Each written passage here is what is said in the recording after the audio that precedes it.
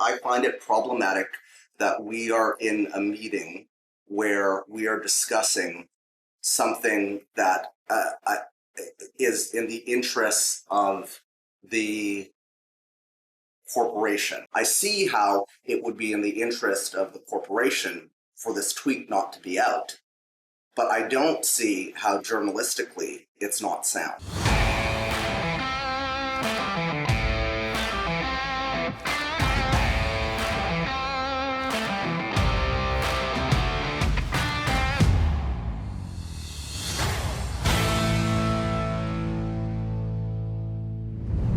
The most explosive CBC leak in years just dropped, and it confirms everything Canadians suspected.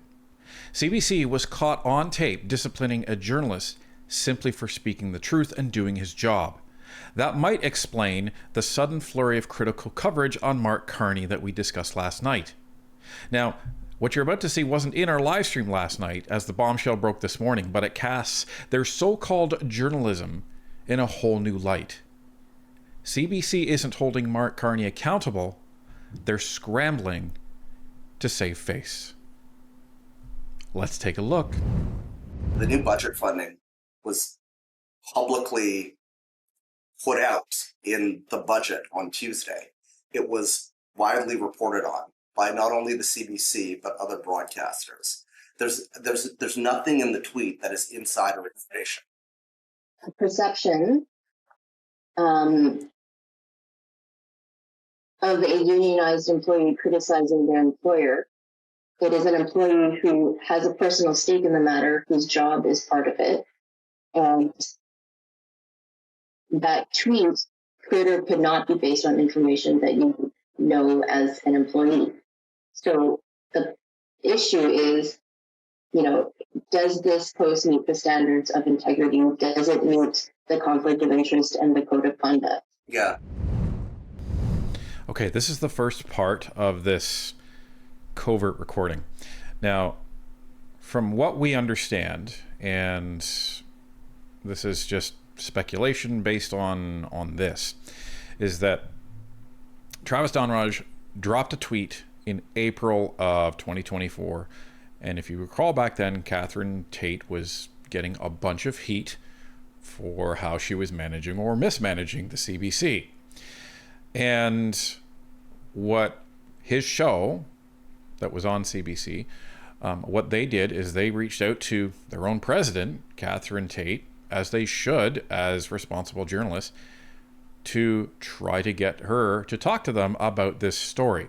This is the tweet that he put up. So as you see, this is from Travis himself, and it was posted at 3:17 p.m. on April 19th, 2024. And at the time, you can see that it spread like wildfire. At a time when the public broadcaster is under increasing scrutiny and when transparency is needed, #Canada Tonight, which is his show, requested an interview with the president of the CBC, Catherine Tate. We wanted to discuss new budget funding, what it means for jobs, and the corporation's strategic priorities ahead. Our request was declined. This is unfortunate. And it is unfortunate. It's unfortunate because it seems that Catherine Tate reserves the right, as the president of the CBC, to not be held accountable by the journalists that are allegedly paid to hold the government and government agencies accountable. Now, the person in the recording, and her name is Andra, she's talking about conflict of interest. You want to talk about conflict of interest? How about the conflict of interest of the fact that Travis is trying to actually do his job, but the CBC not only won't let him, but is actually punishing him for that in this disciplinary meeting. So kudos to Travis, because he's not having this. He's not having this, and he stands up and he pushes back hard. Those are the questions. And I firmly stand by the fact that it does. Do you understand the concern with this post as it relates to the principle of integrity? No, I really don't. I don't. And again, Andre, I find it problematic that we are in a meeting where we are discussing something that is in the interests of the corporation. So I'm not seeing the separation right now between the journalism and the interest of the corporation. I see how it would be in the interest of the corporation for this tweet not to be out, but I don't see how journalistically it's not sound. That's the kind of like disconnect that I'm having right now.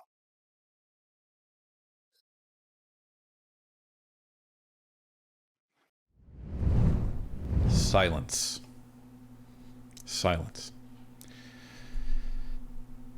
So he's calling this out and calling it what it is.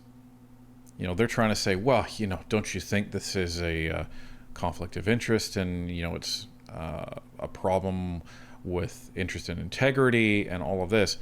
And Travis is coming back and saying, no, I don't understand what you're talking about here, because I find it problematic that I'm in a meeting, a disciplinary meeting, where we're talking about something I put out as a journalist, that it would be in the interest of the CBC to take down that tweet. Because here's the thing, this is the most important part about this whole recording and this story, is if Travis was talking about the CEO of any other organization, CTV, Global News, Globe and Mail, National Post, Postmedia, like any other organization that produces news, CBC wouldn't have a problem with it at all. But from a journalist perspective, it's his job to call that out. It's his job to say, we want an interview. And it's his job to say, they declined. So the problem is the CBC is trying to protect the CBC against journalism, against its own journalists. You want to talk about a conflict of interest? That is a conflict of interest. You want to talk about lack of integrity? Sure looks like lack of integrity to everybody that's listening to this recording. I just want to get some clarity on something here. You know, because this tweet came out of a request for an interview that came from the team for the show, and so you know, I didn't watch the show that night. So was there coverage of the budget, or was there going to be coverage of the budget, or was that not part of the?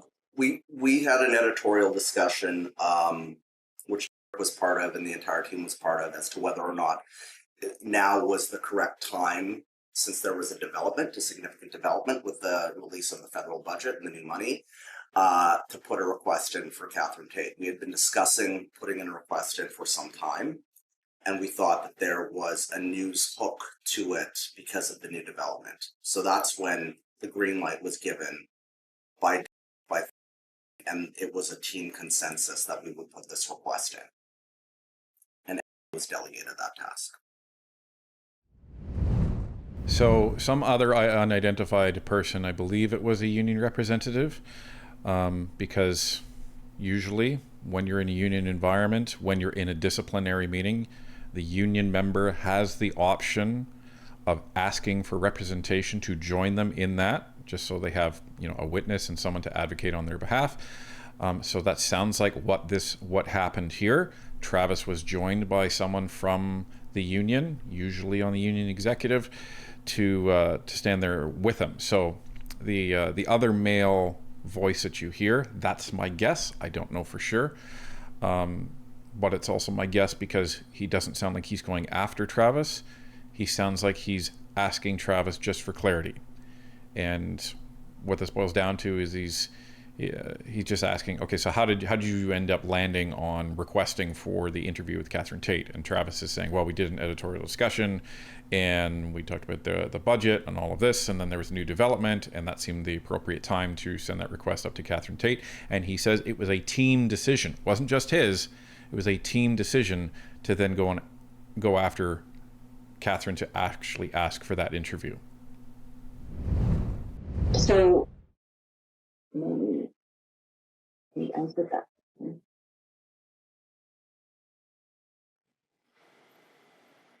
We talked about the protocols, considerations, when CBC journalists, well, maybe I haven't.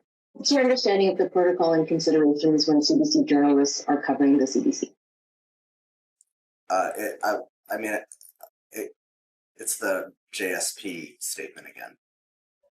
Clear editorial separation. Clear editorial separation. Yeah. So those who have the interest of the corporation should not be influencing reporters. Yes. Yeah. And if that is happening, yeah. that kind of goes against like some core fundamentals of the public broadcast. So other aspects of the DSP, as I mentioned, which is that principle of integrity and the perception of who has a stake in the market, and real perceived impartiality, because as I mentioned, you are employed and you're criticizing your employer. So the CBC management person, Andre, kind of doesn't know where to go from here, right? Because it sounds like it's her job to discipline him for going against the employer, for going against Catherine Tate. Catherine Tate probably wasn't too happy with that tweet that got over 400,000 views on Twitter. So she's trying to root this back into, so, you know, what's your view on, are you familiar with the procedures and the standards on how to cover the CBC? And Travis is like, yeah, we use the JSP, which is like the journalist standard practices, and that's their Bible. That's how they operate. So Andre sounds like she's trying to say, rather unsuccessfully, well,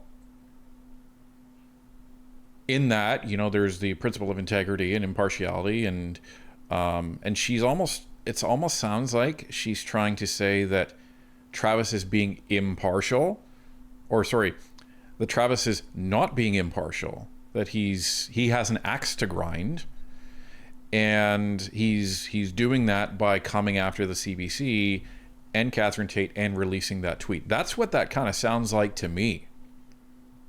That's just my interpretation of that. And Travis is like, listen, the CBC should not be interfering with the journalist practices of the reporters. And she's like, well, yes. But then tries to say, but we know that saying, even though she doesn't, everything before the word but doesn't count. So she then goes on to say, but you're criticizing your employer. And as they say, all is revealed. All is revealed. What this says, and this seems to be at the core of what Travis's case is for leaving the CBC, is that whenever it comes to criticizing the CBC, how it's managed, as a public broadcaster, as a crown corporation funded by the federal government, that you're not allowed to criticize your employee. Now, we then have to take that one step higher. Who employs that crown corporation? The federal government of Canada. And this is where we circle all the way back around to the CBC and their bias. At least at Northern Perspective, we've admitted our bias. People say that, you know, we try and position ourselves as being in the center. But we admit that we have a right-leaning bias. But we also won't put up with BS. But the CBC tries to say, well, we're completely impartial. And Canadians know better. They know better because just look at the commentary. So this is what they're dealing with. And imagine reporters that are actually trying to do their job and trying to tell the truth, and they're being hamstrung like this behind the scenes at the CBC. This is why we said in the past, we don't blame all reporters. We blame the executives, because they're the ones that get to decide what goes out and what happens in these organizations. So this is huge, folks, and this is going to present a massive problem for the CBC going forward. Massive problem. And it completely frames the news stories that they're putting out that are critical of Mark Carney in a different light, at least for us. Sounds like they knew that there's going to be a lot of skeletons coming out of the closet, so they better try to actually do their jobs now. And maybe that is the actual explanation for why the CBC has been attacking Mark Carney as of late.